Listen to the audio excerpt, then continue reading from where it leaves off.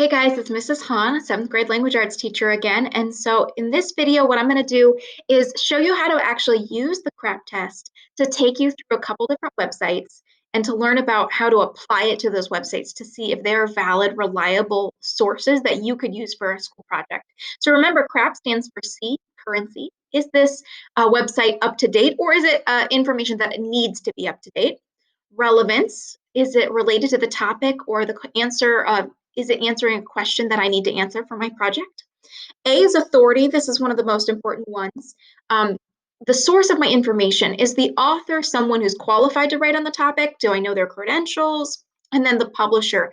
Is the company a well-known organization that publishes its information and copyrights it? The other A is also really important, accuracy. So is this information accurate? Have I heard of it before? If not, can I verify it in other places and on other websites? Where does the information come from? Is it biased and emotional, or does it give me all sides of the issue and show me multiple perspectives? And finally, purpose. What's the purpose? Is this website trying to sell me something, or is it trying to inform me? So these are all things we're going to look at as we try to use the CRAAP test on websites. Let's look at our first website. Our first website is an article from CNN. So first, let's look at C currency. So here, notice that it says 2011. That seems pretty old, but it's a good sign that they give me the date and the time that the article was published. Now, this is about a Hall of Fame coach. So in this case, if a coach is already in the Hall of Fame, that's not going to change. So this is a topic where I probably don't need something that was published in the last 5 years. If I'm writing a paper about, I don't know, politics or something that's always changing, I need something more current. But in this case, I don't need it to be super current. So 2011 is acceptable to me. So it passes that. Okay, relevant, is it relevant to my topic? Well, let's just say that it is. Okay, so then authority. Let's look for the author and the publisher. The author right here is Steve Politi. It says special to CNN, which shows me he works for CNN. And CNN's a really well-known organization. This also allowed me to click on his name and see his credentials. And he is a well-known journalist that publishes articles all the time. So that to me shows he's got verifiable credentials. Let's look at the publishing. To find publishing, usually you have to go to the bottom of the website. So what I did is I scrolled all the way down to the bottom, and the site provides a publisher. It says copyright 2010 Cable News Network. That little C with a circle around it is a copyright symbol. And that shows me, hey, this website wants to copyright, which means protect their information because they fact checked it, it's reliable, and it's their intellectual authority. That's a good sign when you're looking for a reliable source. All right, so last, I'm also looking for accuracy. Can I verify this information elsewhere? Well, what you'll notice is citations and links. All the way over here, there was this related topics box that gave me citations and links. So even though it's not a medical journal or it's not a research paper that has a works cited page, news articles often will provide links for further reading on the subject. So a good news article will give you other sources that verify the same information. And this article did do that. So I clicked on some of those links. They took me to other articles that talked about the same information. So I would say, yes, this passes my CRAAP test. What was the purpose of this? The P in the CRAAP? It was to inform me, not necessarily to sell me something or to influence my opinion in some way. So this definitely passed the test. I could use this website. Let's move on. All right, this next website. So currency, again, 2011. I'm not sure whether or not that would pass the CRAAP test, or excuse me, the currency test. It depends on whether or not your topic needs to be updated constantly. So I'm not going to make that an issue right now. It does provide a publishing date, and that's really a good sign. Okay, next, I'm looking up here at the top, Zimbio.com. I've never heard of that before. So Zimbio is not a well-known reputable news source. That doesn't mean it's a bad thing, but it means it's something I need to consider as a possible red flag for whether or not this is reliable. Let's look at the A for authority. So my author and my publisher. My author right here says Dina. It's not a good thing that it doesn't give me her last name, but it does have a link. So when I clicked on it, it took me to this little about the author box here. Didn't give me any credentials. I don't know if she's a journalist. I don't know how she knows about this topic. Jesse Eisenberg and Mark Zuckerberg, I don't know if she is like knowledgeable about the tech industry or the film industry or whatever. It doesn't tell me. So I would say she's not probably a reliable author. So also the authors on this site range in journalistic experience and credentials, and therefore it was difficult to decide if the information they present could be trusted. So not sure there. All right, publisher. The site did provide a publisher at the bottom. When I scrolled all the way down, you can see at the bottom there, copyrighted. That was a good sign. And when I investigated, it showed that this Zimbio Incorporated is usually publishing information that's reliable, but they don't necessarily stand by their information. So for example, if someone published something that was found out to be a lie or fake or a wrong statistic, they may not issue what's called a retraction. So a CNN or New York Times or Fox News, they are well known for fact checking their stories for the most part. So if they accidentally publish something that was later found to be false, they usually send out a public statement saying, this is false, we're really sorry. And that makes them more reliable. But this site does not necessarily do that. So when I think about, did it pass the CRAAP test? Yes and no. It didn't fail miserably, but I probably wouldn't use this website um, for like an academic purpose. Doesn't mean that the information is all bad. It could have some very reliable information, but the website itself is questionable. It's like a borderline, and I would say it failed the authority part for sure because the author was not a reliable author. All right, let's look at this next one. Okay, so let's say that I'm researching slavery, and I find this article saying about the Irish slave trade, the forgotten white slaves. I've never heard about this. I've never learned about this in school, but there are lots of things in school we don't learn about, and we learn later. So let's look at this website and see if it's passing the CRAAP test. All right, so first, currency, 2008.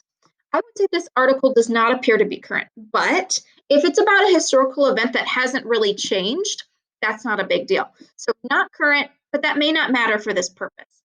Okay, next. I did see that there's a bit of a red flag here. So if I follow this arrow here, the website looks a little cluttered. Notice it doesn't look super professional. The logo looks nice and professional, but the rest is really cluttered. So there's a lot of ads, and it had a lot of video ads that kept popping up. And then the site had a donate button asking for money. Sometimes sites do that, especially if they're like nonprofit and they're raising money for something. But that is a bit of a red flag here. I still don't know if this passes or fails the CRAAP test. I need to keep looking. Let's think about authority. So my publisher and my author. I see that the author is John Martin. It does not say that he works for Global Research, the name of the website. It doesn't tell me his credentials. So I don't know yet if he is a reliable authority. So the author is listed, but there are no credentials. I need to click on his name and see what else he's written. So still, I'm not sure. I do know that I've never heard of globalresearch.ca or globalresearch.org. So there are some red flags for sure. A lot of ads, don't know much about the author, haven't heard of this website. Article's a little bit old. Let's keep looking. Okay, so then I went to the publishing information and I scrolled all the way down to the bottom of the page, and normally you'll see copyright, published by blah, blah, blah company. I didn't see that. So the only information I saw was an email address, which is really uncommon for a professional website. Normally they'll have a contact page, an email address. Like I could make any email address. I could make this email address. So that's a red flag. And then I read this disclaimer. The contents of this article are of sole responsibility of the authors. The Center for Research and Globalization will not be responsible for any inaccurate or incorrect statement in this article. Huge red flag. If they're saying, if there are false statements or fake statements in this article, that is not something we take responsibility for. That's a big issue. That's like if CNN or NBC or ABC or Fox News or New York Times or any of those, Reuters, if they published an article about how Kim Kardashian was just elected the president of the United States, that would be a huge error on their part that would make them look really unreliable. They would have to issue a retraction saying, we're so sorry, that's fake information. But they don't do that. They say if someone were to publish an inaccurate statement, we do not take responsibility. That's a bad thing. So the article has not been published or copyrighted, and they don't take responsibility for false information. That's a huge red flag. That means they have definitely failed the authority part of the CRAAP test. Let's keep looking. So then let's just look at the right side here. I wanted to know more about the author. Is he reliable? What are his credentials? I clicked on the author's name, and it took me to this page here, the John Martin Archive. An archive will show me everything that author has ever written on this website, sometimes even on other websites. Notice how many articles he's written? One, the one I was looking at. That's a big red flag. Doesn't tell me anything else about him. If I'm researching slavery, I want my author to be a journalist or an academic scholar who has studied slavery. I don't know anything about this person. So he has no listed credentials. This is the only article he's written. He also has failed the author test, the authority test. Okay, last, I had never heard of this website before, so I was like, well, let me just see if this website's reliable. What's the purpose of this website? So I just Googled, is globalresearch.ca a reliable website? And 4 different websites that we would consider a media bias or media fact-checking website warned that this site was known to publish fake information.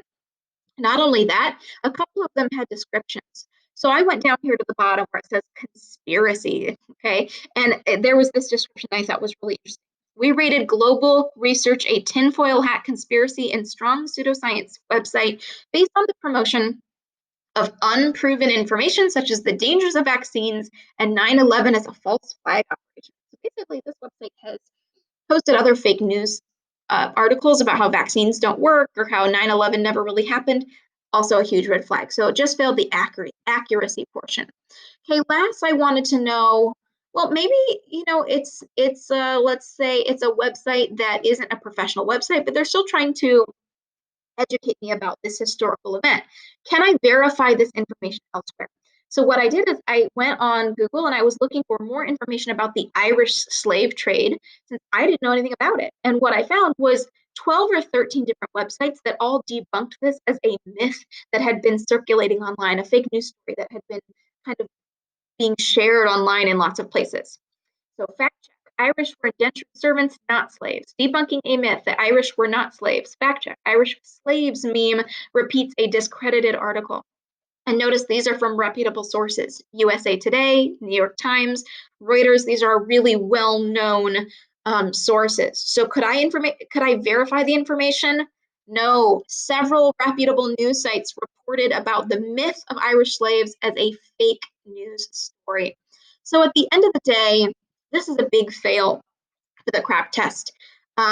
Article was a little out of date, may not have mattered because it's about a historical event, but the only thing it could possibly have passed would have been currency and relevance. It failed authority, it failed accuracy, and it failed the purpose. It was trying to sell me something.